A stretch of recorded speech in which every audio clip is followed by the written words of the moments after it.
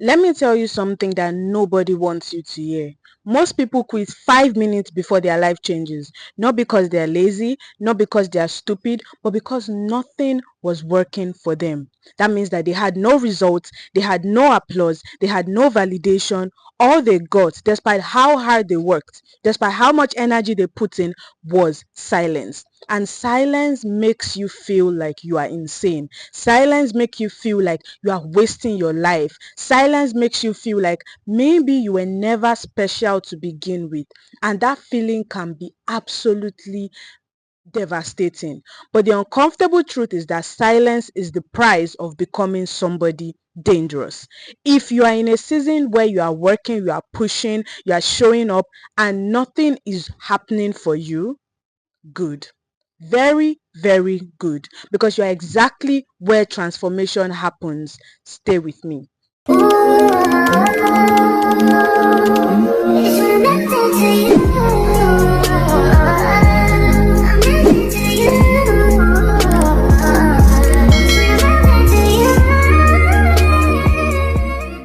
My name is Blossom, and I'm here to make sure that you never settle for a life that is less than the life that you deserve. And today, this video is not just for you, it is for me too, because I am also learning in real time what it means to keep pushing when there are no results, when there is no feedback, when there is no visible progress, when there is no proof that everything I'm doing is working.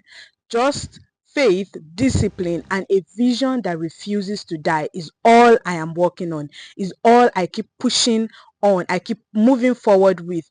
No proof that anything I'm doing is working. That leads us to chapter 1. Let us talk about the biggest lie that we were sold and are still being sold as go-getters and as people who want more out of life. That lie is that progress is supposed to look obvious, that effort is supposed to be rewarded immediately, that if something is meant for you, it's going to feel easy. And I think that is absolute nonsense.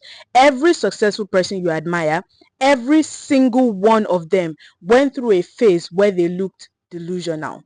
There is actually research that backs this up. There are psychologists out there that have called it the lag effect, which is the idea that results trail effort sometimes by months or even years. You will do the work first and then the evidence will come later.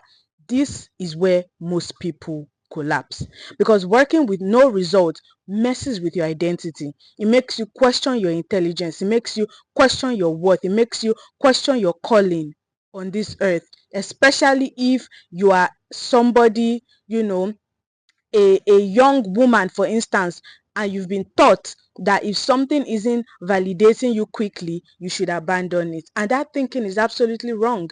No, you shouldn't. That is how average people are created. And that is how an average life is created. That leads us to chapter 2, which is, what do you do when it feels like you are regressing? Like, despite how much effort you're putting to move forward, it feels like you're just going backward. Let's start by being honest. Sometimes it doesn't just feel stagnant, it feels like you are going backwards. You are trying harder, but everything feels heavier. You are showing up, but your confidence is shaking. You are doing the right things, but the math is just not mathing. That is the part that nobody glamorizes, that nobody speaks about when you listen to your pumpy, adrenaline filled, motivational, quotes and all. This is where you will either develop resilience or you will develop excuses. And I need you to actually hear this clearly. Feeling discouraged does not mean that you are failing. It means that you are stretching beyond the version of you that was comfortable with where you are now. Every identity upgrade comes with grief.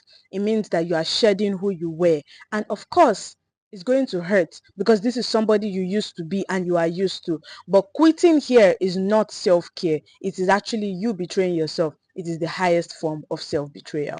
That leads me to chapter 3. And I love this message because it is brutal and it is very simple. Every successful person kept pushing when there was no proof that it will work. And that is it. That is the secret. That's the only secret. Not talent, not luck. Those things matter, but The secret is not any of these things, not aesthetics. They kept showing up when nobody was watching them, nobody was clapping for them, nobody believed them or believed in them. And the part that matters most to me personally is that you don't keep pushing because you are guaranteed success. You have to keep pushing because that is who you are. That is what you want for yourself. That is the life that you want to build for yourself. You are not a coward who abandons herself because something got hard.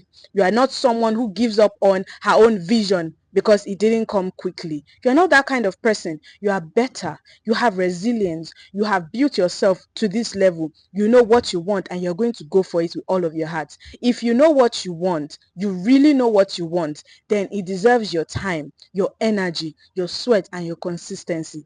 Anything less is you lying to yourself. And that is it. Full stop. And that leads me to chapter 4, which is the moment that I feel like everything shifts for everybody that eventually becomes successful. This is what eventually happens. And I don't think many people tell you this part. Your preparation would meet your opportunity quietly. It doesn't usually happen with fireworks or with a viral moment or with anything spectacular. It just happens with alignment. Suddenly, you'll be ready when the chance comes. You will speak with authority. You will move with confidence. And people think that this success happens overnight. It doesn't.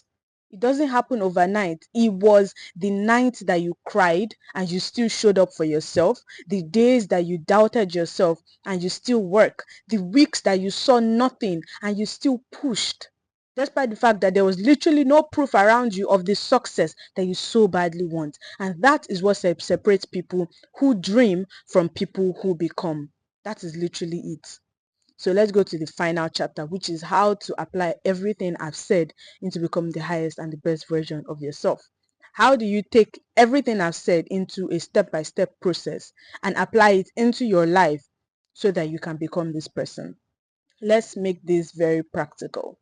The first thing you need to do is to decide what you actually want, not what looks good online, not what people expect from you, what you want for yourself.